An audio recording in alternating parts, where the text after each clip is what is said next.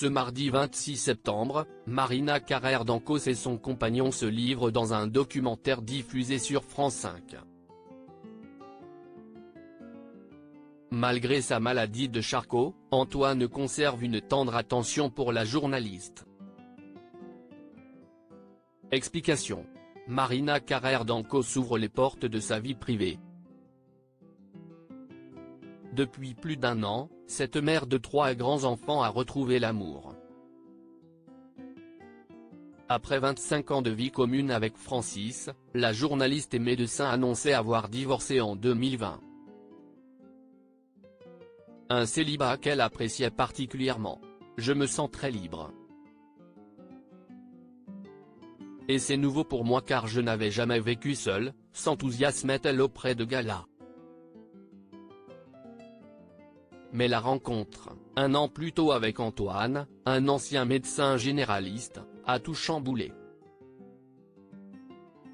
D'autant que celui-ci était déjà atteint de la maladie de Charcot lorsqu'ils se sont rencontrés.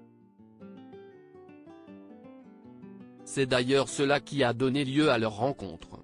Antoine souhaitait en effet faire de son histoire un documentaire, afin qu'elle permette une évolution de la loi sur la fin de vie. En à peine 15 jours, ils étaient tombés éperdument amoureux l'un de l'autre, qu'importe si l'inéluctable brisera leur romance plus tôt que ce qu'ils auraient espéré. Et c'est donc finalement à 2 qu'ils se sont lancés dans cette aventure, donnant lieu à Fin de vie, pour que tu aies le choix, diffusé ce mardi 26 septembre sur France 5.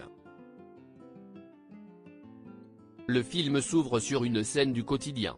En cette matinée pluvieuse, Marina Carrère d'Ancos se rejoint son compagnon dans le salon. Antoine s'est réveillé à 5 h du matin et attend sa belle afin de lui préparer son café du matin. Une tendre attention. Enfin, presque.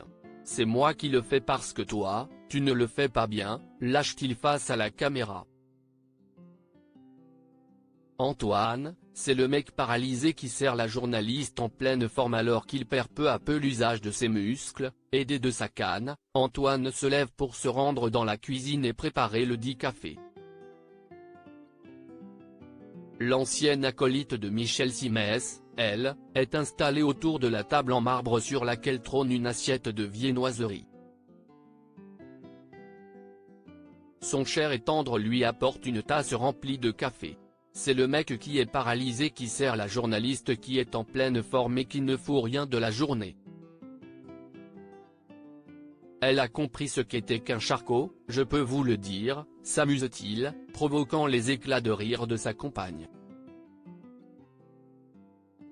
Et la principale intéressée de répliquer, ça t'entretient. Ça te fait de la kiné. Malheureusement, c'est presque de l'histoire ancienne. Depuis le tournage de cette séquence, la maladie a pris de l'ampleur. Il le fait moins parce qu'il a les mains qui lâchent un peu et il casse beaucoup de choses, déplorait-elle au micro de Léa Salamé et Nicolas Demorand dans la matinale de France Inter le 5 septembre dernier. Malgré le fait qu'Antoine fasse de la kiné matin et soir, ses muscles s'éteignent un à un. Il va selon les jours. Il est plus ou moins fatigué.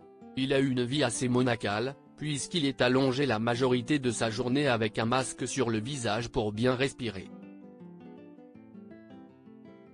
C'est une vie qui est quand même extrêmement difficile, confirmait-elle alors.